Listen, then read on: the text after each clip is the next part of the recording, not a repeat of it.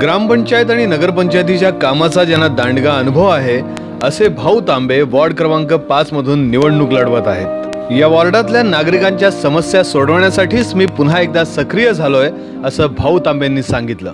ते आता जसं 4 दिवसांनी पाणी येतं तसं रोज पाणी पुरवठा होणार ही मेन समस्या आम्ही पहिली सोडवणार आहोत लोकांची। तसंच काय बाकी आता रस्ते ड्रेनेजचा प्रॉब्लेम आहे, तो ड्रेनेजचा प्रॉब्लेम आम्ही भूमिगत गटार करून करणार आहोत।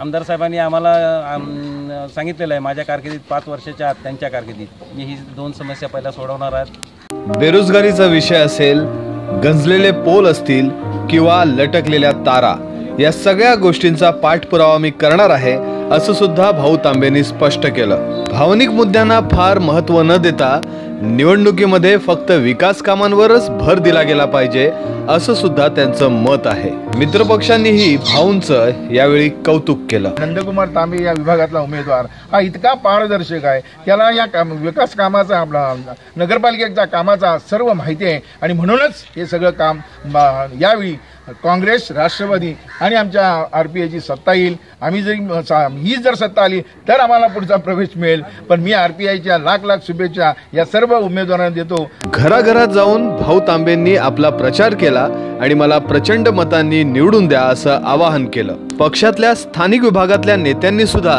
त्यांना निवडून देण्याची हमी घेतली आहे। मी आमच्या वॉर्डात भाऊ तांबेला बहुमताने विजय करू, कारण आम्हाला असा एक सक्षम